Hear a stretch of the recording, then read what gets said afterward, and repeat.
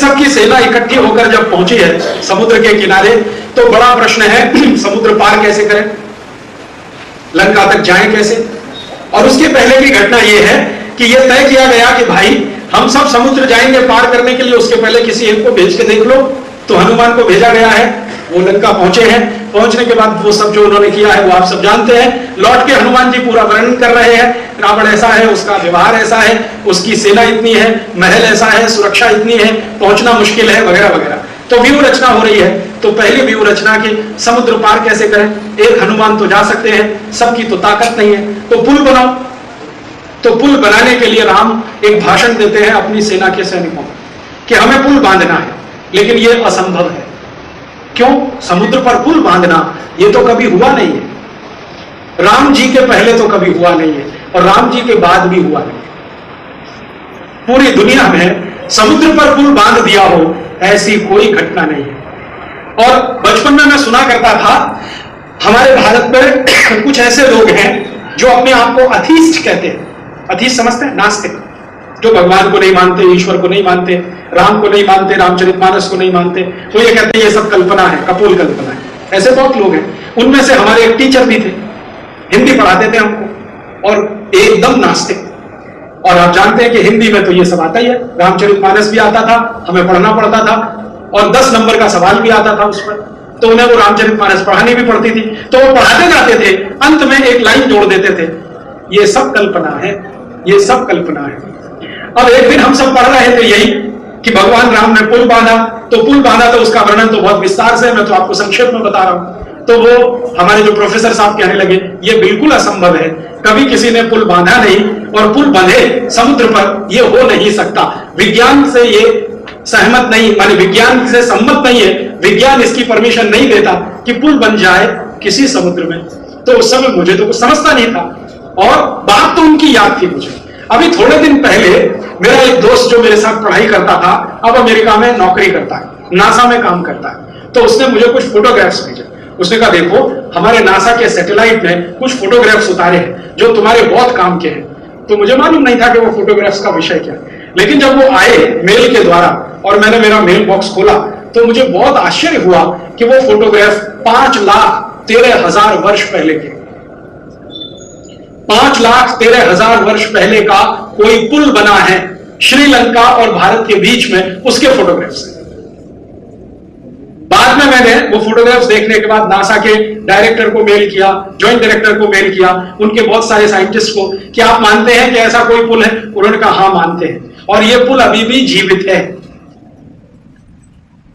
रामेश्वरम है ना, रामेश्वरम, वहां से शुरू होकर और लंका का आखिरी जो किनारा है वहां तक जाता है।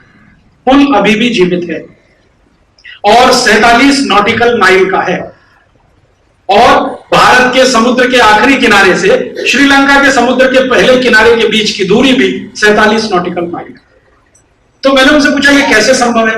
सैटेलाइट तो झूठ बोल नहीं सकता, क्योंकि सैटेलाइट में कोई आदमी नहीं होता।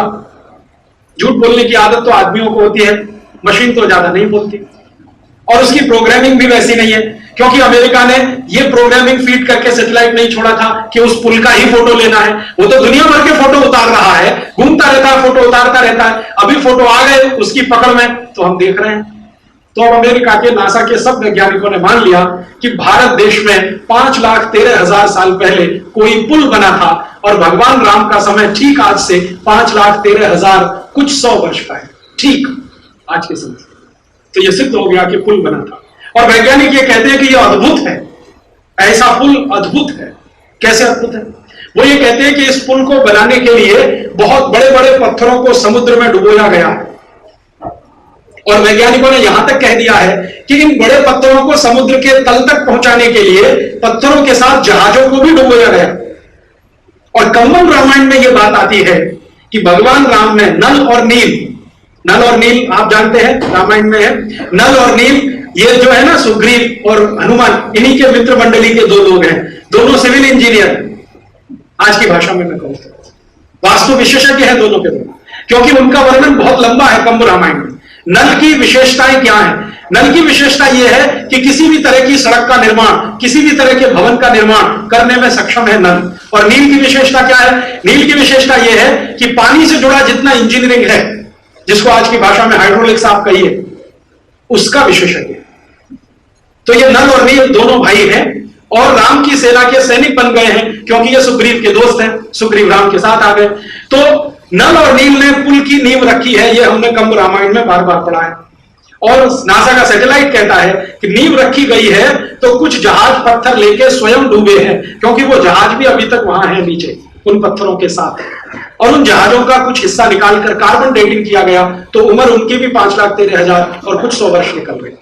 और कंब रामायण में कंब ऋषि ने बहुत विस्तार से वर्णन किया है कि कैसे एक जहाज को राम भेज रहे हैं, उसमें पत्थर रखे हुए हैं और वो जहाज डूब रहा है, फिर उसके ऊपर दूसरा डूब रहा है, फिर तीसरा डूब रहा है, ऐसे 47 जहाज डूबे हैं, उनके पत्थर रखे गए हैं, तब जाकर एक दीवार बनी है, फिर दूसरी दीवार, फिर तीसरी दीवार, इस तरह से पुल का निर्माण हुआ है। और वो पुल पूरा होने के बाद ये जो सेना है ये उस पर से लंका गई है। पुल बनाते समय बहुत ध्यान रखा है नल और नील में, इससे समझ में आएगा कि टेक्नोलॉजी कैसी है। नल और नील संवाद कर रहे हैं राम से कि पुल कैसा होना चाहिए, आप जरा बताइए। तो राम कहते हैं भाई तुम विशेषज्ञ हो, तुमको पता होना चाहिए कैसा होना चाहिए। तो भी कहते हैं आप कुछ तो इशारा करिए, हम तो तकनीकी जानते हैं लेकिन आप तो गूढ़ रहस्य भी जानते हैं, आप बताइए। तो राम कहते हैं देखो पुल ऐसा होना चाहिए जिस पर से मेरी पूरी सेना पार हो जाए और जरूरत पड़ने पर वापस भी लौट आए। ऐसा नहीं कि सेना पार हुई और पुल गया, जाए पूरी सेना और लौटकर वापस आए। तो नल और नील बड़े आश्चर्य में पड़ गए। वो कहते हैं कि आप ऐसा क्यों कह रहे हैं कि हमारी सेना जाए और लौट के भी वापस आए। तो राम कह रहे हैं कि मैं जिस रास्ते जा रहा हूं इसी से वापस भी आऊंगा। तो नल और नील पूछ रहे हैं कि भगवान वो तो बड़ी अच्छी नगरी है लंका, सोने की है, हीरे जवाहरात है, बहुत धन है, बहुत संपत्ति है, आपके बारे में तो मैं ये सोच रहा हूं कि आप वहां जाके रहेंगे, रावण को मारेंगे और वहीं अपना आवास बनाएंगे। तब नल नील को उन्होंने कहा है जननी जन्मभूमिश्च स्वर्गादपि गरीयसी, कि जिस भारत माता ने मुझे जन्म दिया है वो स्वर्ग से महान है। पहले वहां सुविधाएं कम हैं, धन संपत्ति कम है, लेकिन मैं लौटूंगा अपनी जन्मदात्री के पास, मैं लंका में नहीं रहने वाला। इसलिए पुल बनाते समय ध्यान इस बात का रखो कि सेना जानी चाहिए और पूरी वापस आनी चाहिए, तब तक पुल टूटना नहीं चाहिए। तब नल और नील कहते हैं कि तब तो इसमें समय लगेगा। तो राम कहते हैं लगने दो, तब तक तुम समय लगाओ पुल बनाने में, मैं सेना का प्रशिक्षण करता हूं, दोनों काम होते हैं। तब कंब रामायण में एक वर्णन है कि नल और नील कोई विशेष तरह का एक पदार्थ तैयार कर रहे हैं जो पत्थरों को जोड़ने का काम करे, और ऐसा पदार्थ हो जो पानी में भी ना घुले। तो नल और नील को यह पदार्थ तैयार करने में 13 दिन लगे हैं, जड़ी बूटियों का और पत्थरों का चूरा बना के, लेकिन पदार्थ इतना अच्छा तैयार हुआ है कि 2 पत्थर के बीच में लगा दो तो पानी से भी ना घुले।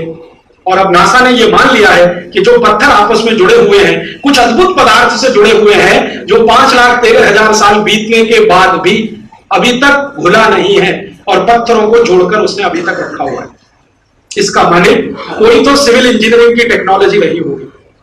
आज की आधुनिक विज्ञान में ले देके जोड़ने के लिए एक ही चीज है, वो है सीमेंट, और सीमेंट की अधिकतम जिंदगी 100 साल है। 100 साल का सीमेंट है। अच्छी से अच्छी बिल्डिंग कितनी भी कंक्रीट वाली आप बना दो, 100 साल के ऊपर नहीं टिकती, 100 साल के बाद बिल्डिंग जाती ही है। उससे अच्छा तो भारत का चूना है जो कम से कम 500 साल टिकता है, जिससे राणा प्रताप का किला बना हुआ है, या तो जोधपुर का किला बना हुआ है, या तो ये जयपुर का किला बना हुआ है, या तो शिवाजी महाराज के वो 500-500 साल के हैं जो चूने से बने हैं। लेकिन नल और नील के पास इन दोनों से अलग कोई तीसरी चीज है जो 5,13,000 साल से टिकी हुई है। तो कंस्ट्रक्शन में, सिविल में इतनी ऊंची टेक्नोलॉजी ये तो किसी ने कल्पना नहीं की। बहते हुए समुद्र के पानी पर पुल बना दे कोई, ये तो आज की इंजीनियरिंग के विषय के बाहर है। मेरे बहुत सारे दोस्त हैं जो सिविल और कंस्ट्रक्शन में हैं, और उनमें से मैं बहुत बार चर्चा करता हूं कि यार कोई तो कल्पना करो, कोई तो हाइपोथेसिस लाओ कि समुद्र के पानी पे पुल बन सकता है। उन्होंने कहा हमारी कोई हाइपोथेसिस और कोई कल्पना उतनी दूर तक जाती नहीं कि समुद्र के बहते हुए पानी पर पुल बन सके। मैंने कहा यार ये तो बनाया 5,13,000 साल पहले 2 बड़े सिविल इंजीनियर हुए, नल और नील, दोनों ने बना के दिखाया, और नासा ने अब मान लिया कि हाँ ऐसा पुल था। तो इससे सिद्ध यह होता है कि राम के जमाने की टेक्नोलॉजी कितनी ऊंची रही होगी। और अब जब ये सबूत मिल गया, ये देखिए 2 तरह के लोग होते हैं दुनिया में। एक तो मेरे जैसे कुछ मूर्ख लोग हैं जो विश्वास बाद में करते हैं, सबूत पहले मांगते हैं कि आप कोई प्रूफ दिखाओ तब तुम्हारी बात माने। तो उनके लिए मुझे डॉक्यूमेंट्स कलेक्ट करने पड़ते हैं। लेकिन एक ऐसे लोग हैं जो विश्वास पहले करते हैं और सबूत कभी नहीं मानते कि हाँ ये हुआ ही होगा, क्योंकि राम में ये क्षमता है कि वो कर सकते हैं। और ऐसे करोड़ों लोग इस देश में, वो कभी सबूत नहीं मानते कि राम ने पुल बनाया था तो कहां था, पत्थर कौन सा था, सीमेंट कौन सा लगा, एडहेसिव फोर्स था कि नहीं था, सरफेस टेंशन कितना रहा होगा, ये फालतू सवाल नहीं करते। मेरे जैसे कुबुद्धि लोग जो थोड़े आधुनिक शिक्षा में पढ़ गए वो डॉक्यूमेंट्स मांगते हैं। तो अब नासा ने वो डॉक्यूमेंट्स भी दे दिए, तो उनके आधार पर मैं अब वैज्ञानिकों से चर्चा करता हूं कि कल्पना कर सकते हैं ऐसा कोई पुल था। उन्होंने कहा हमारी विज्ञान तो फेल है। तो इसका माने 5,13,000 साल पहले की विज्ञान कुछ ज्यादा ऊंची रही होगी, तभी यह संभव था। और पुल बना है पत्थरों से, यह कहानी तो सब जगह एक जैसी है, क्योंकि जहां पुल बना है वहां पत्थर ही पत्थर है और कुछ है नहीं। पत्थरों को जोड़ने के लिए कोई उन्होंने बनाया है पदार्थ, और वो पदार्थ इतना मजबूत कि इतने लाख साल टिक गए। और वो पुल इतना मजबूत कि सेना गई और वापस आई, और सिर्फ गई और वापस ही नहीं आई, लाखों साल तक वो पुल बना रहा। फिर समुद्र के किसी तेज बहाव के चलते, कोई सुनामी के चलते पानी का लेवल ऊंचा हुआ तो वो पुल नीचा पड़ गया, टूटा नहीं। पुल अभी भी सुरक्षित है, बस ये हुआ कि कभी सुनामी आई, तल बढ़ गया, पुल नीचे हो गया, टूटा नहीं है, अभी भी नहीं।